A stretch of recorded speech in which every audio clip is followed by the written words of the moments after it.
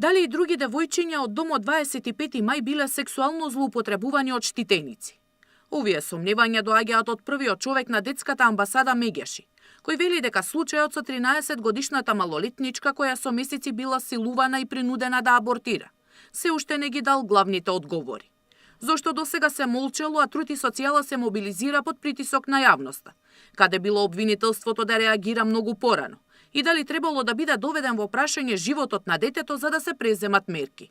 Автоматски нема амнестија за одговорност од страна на домот, бидејќи кажува дека можело слободно да се движи, значи некој тоа девојче го чекал, го тргувал и го злоупотребувал.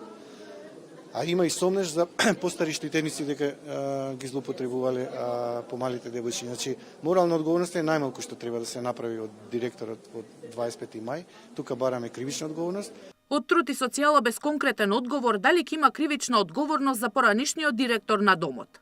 Ојо ќе покаже што и кон што ќе се води истрагата во двете институции. Ние сме надлежна институција за социјална заштита.